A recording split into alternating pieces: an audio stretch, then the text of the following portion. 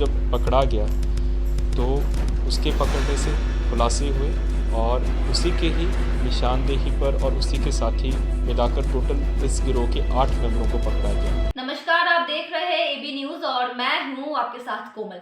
फुलवाड़ी में चर्चित दोहरा हत्याकांड का खुलासा आज पटना पुलिस ने कर दिया है। पटना के एसएसपी मनवजीत सिंह ढिल्लों ने प्रेस कॉन्फ्रेंस करके जानकारी दी कि फुलवाड़ी में जो दोहरा हत्याकांड हुआ था उसके अपराधियों को आज हमने गिरफ्तार कर लिया है। इन अपराधियों को हथियार के साथ गिरफ्तार किया गया है। मनवजीत सिंह ढिल्लों ने बताया कि ये सभी अपराधी कुख्यात है। इन अपराधियों को पकड़ने के पीछे पूरी टेक्निकल टीम लगी हुई थी। आइए आपको बताते हैं मनवजीत सिंह ढिल्लों ने क्या कुछ कहा।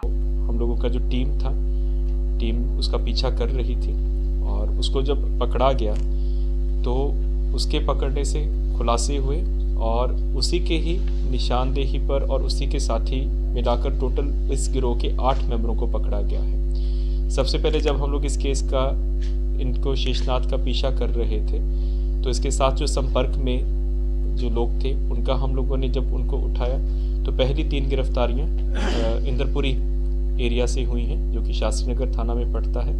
इसमें जो 3 अपराधी पकड़े गए हैं उनका नाम है गुलेटिया उर्फ छोटेलाल पासवान। छोटेलाल पासवान मूल रूप से रसूलपुर तिर्की थाना भगवानपुर जिला वैशाली का रहने वाला है और वर्तमान में ये राजीव नगर के पास खैनी का कारोबार करता है।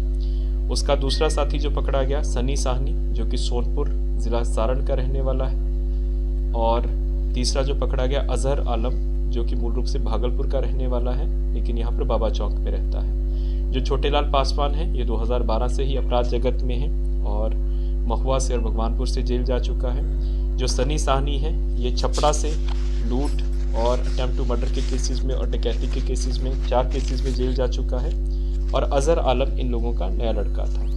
इनकी गिरफ्तारी से एक चोरी का बाइक रिकवर हुआ है। जब इन लोगों की पूछताछ की गई क्योंकि शेष के साथ संपर्क में थे तो इनकी निशानदेही पे फतुआ में समानांतर रूप से छापेमारी हुई और फतुआ थाना क्षेत्र से कुल 5 अपराध कर्मियों को पकड़ा गया। इनमें से शेषनाग स्वयं था जिसके ऊपर टोटल 13 केसेस हैं। अभी तक 2012 से ही ये अपराध जगत में अलग अलग घटनाएं करता आ रहा है जिसमें लूट, डकैती, अपहरण और ये सब मामले शामिल हैं। आमजा के केसेस में जेल जा चुका है। इसके साथ धर्मेंद्र पासवान उर्फ बुखलू पासवान ये मूल रूप से मोर मोकामा का रहने वाला है और अपने समय का बहुत कुख्यात अपराध कर्मी बाढ़ और फतुआ क्षेत्र का रहा हुआ है। 2003 से ही मर्डर के केस से इसने अपना अपराध का काम शुरू किया था और 2003 के बाद 2010, 2002, 2015 तक निरंतर ये अपराध जगत में रहा। उसके बाद ये यहाँ से पंजाब चला गया और फिर पिछले छठ को वापस आया है और पुनः ये इन के साथ मिलकर आपराधिक घटनाओं को अंजाम दे रहा था। एक जो पकड़ा गया है गौरव झा भी मूल रूप से कामा का रहने वाला है और इसके ऊपर 2016 से ही 5 आपराधिक केसेस हैं। एक मुकेश पासवान की गिरफ्तारी हुई है जिसके ऊपर 7 केसेस पूर्व में हैं। 2018 से ही अपराध 2010 से ही इनफैक्ट अपराध जगत में सक्रिय है। एक राजवीर सिंह की गिरफ्तारी हुई है। राजवीर सिंह 2019 से अपराध जगत में सक्रिय है और एक टाइम पे अगर आपको याद होगा जो क्राइम की रिपोर्टिंग करते हैं कि आनंद सिंह उनके कहने पर ये पंडारक में शूटिंग करने के लिए गया था। भोला सिंह को एज ए शूटर सुपारी दिया गया था जिसमें स्थानीय लोगों ने इसको पकड़ लिया गया था और वो एक सुपारी किलिंग बची थी और उसके बाद ही अभी जेल से छूटा है और पुनः इनके साथ मिलकर अपराध जगत में ये सक्रिय हो गया है।